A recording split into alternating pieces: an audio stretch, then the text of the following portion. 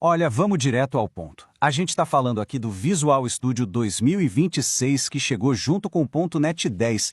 E isso, de verdade, é uma virada de chave gigantesca no mundo do desenvolvimento. Por quê? Porque ele foi construído, sabe, desde o alicerce com a inteligência artificial no coração da ferramenta. Não é mais um penduricalho ou um plugin, é parte do DNA dele. Agora, dá uma olhada nesse stack aqui.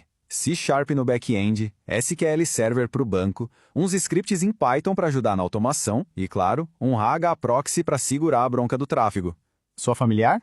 Pois é, se essa é a realidade do dia a dia, essa conversa é exatamente sobre os desafios que a gente enfrenta. E aí que mora o problema, né? Hoje em dia, um projeto de verdade, tipo um RP para a web. Nossa, não é mais uma coisinha só, um monolito. É um verdadeiro ecossistema. São várias peças se movendo ao mesmo tempo e todas elas precisam se falar, se entender, sem dar problema. É complexo pra caramba. Sabe qual é uma das maiores dores de cabeça? Aquela configuração inicial. Nossa, aquelas horas, às vezes até dias, que a gente perdia só para fazer o ambiente de desenvolvimento rodar. A promessa aqui é gigante, cortar esse tempo drasticamente. É para a gente poder botar a mão na massa, no código, muito, mas muito mais rápido. E é justamente para domar essa complexidade toda que o Visual Studio 2026 entra em cena. Pense nele não como só mais uma atualização, um version up. É uma ferramenta pensada do zero como uma resposta direta a esse novo jeito de construir software. E aqui está o pulo do gato, o ponto principal. A inteligência artificial não é mais um extra que a gente instala. Ela está no DNA da IDE. E essa mudança, que parece pequena, muda completamente o jogo. A forma como a ferramenta interage com o nosso código e principalmente com quem está lá desenvolvendo. E no centro de tudo isso, a gente tem a evolução do GitHub Copilot. Ele deixou de ser só aquele assistente que sugere um pedacinho de código. Agora ele é um participante ativo, um parceiro de verdade no processo todo. E o que raio significa nativa de IA na prática?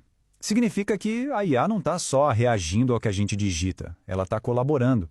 É como ter um dev sênior do seu lado, o tempo todo, olhando o contexto geral e dando uns toques proativos. E isso se reflete no dia a dia. O Copilot agora mete a mão em tarefas super críticas. Ele ajuda a debugar, a achar gargalos de performance e até a modernizar aquele código legado que dá calafrio só de olhar. Ele virou uma ferramenta para pagar débito técnico, não só para escrever código novo. E essa, para mim, é a maior sacada. O Copilot não está mais olhando só para o arquivo que está aberto. Ele tem consciência do projeto inteiro. Ele aprende as convenções, a arquitetura do código e garante que as sugestões que ele dá fazem sentido dentro daquele universo. Tá bom, inteligência artificial é incrível, mas de que adianta se a ferramenta for uma carroça, né? Então vamos falar de um assunto que todo mundo ama, performance. Porque uma IDE inteligente precisa ser, antes de tudo, rápida, para não quebrar nosso raciocínio. O primeiro número já impressiona. 50% mais rápido para iniciar. Isso é menos tempo olhando para a tela de loading e mais tempo, fazendo o que a gente faz de melhor, que é codificar.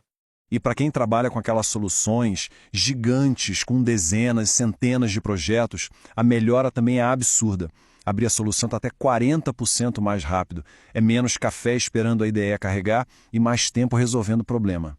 Esse gráfico aqui deixa bem claro o tamanho do salto. A diferença é gritante. E tem um detalhe super importante. Essas melhorias valem tanto para a arquitetura x64 quanto para a ARM64, o que é uma notícia fantástica para quem desenvolve em várias plataformas. O outro medo comum em versão nova é a interface mudar tudo de lugar.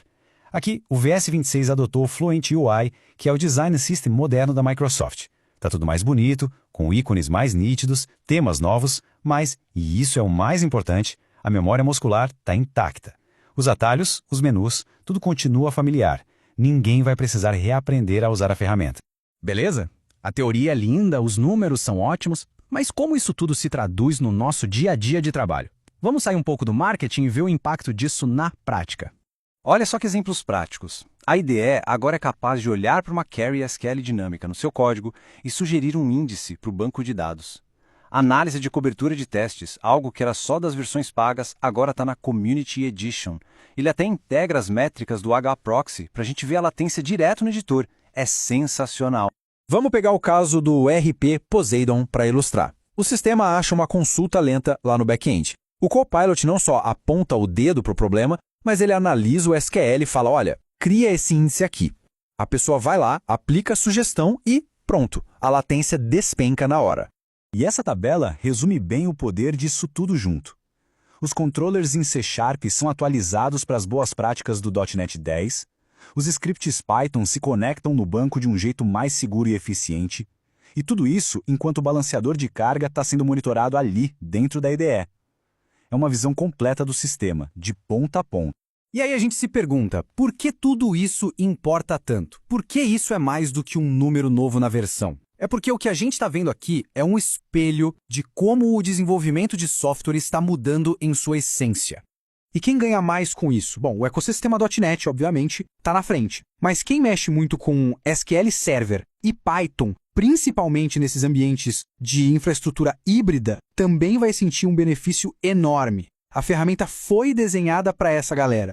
O ponto-chave aqui é o custo de ficar para trás. Não atualizar não é só perder um recurso novo ou outro. Significa que as equipes vão continuar gastando um tempo precioso com tarefas manuais, com depuração, com refatoração, coisas que a IA agora pode acelerar ou até mesmo fazer sozinha. É um custo real de produtividade.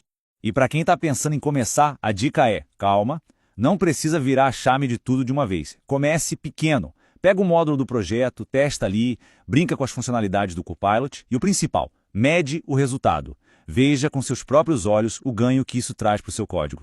Para fechar, essa frase aqui mata a pau. O valor real de toda essa evolução não está no slide bonito ou no discurso de lançamento. Ele aparece de verdade e bem rápido lá no código do dia a dia, especialmente naqueles projetos super complexos onde cada segundo de produtividade faz uma diferença enorme. E isso tudo deixa a gente com uma pergunta no ar, olhando para o futuro. Se a nossa principal ferramenta de trabalho deixa de ser só um editor de texto glorificado e se torna uma parceira de verdade, uma parceira ativa, que tipo de sistemas a gente vai ser capaz de construir? O que se torna possível com esse novo nível de colaboração entre humano e máquina?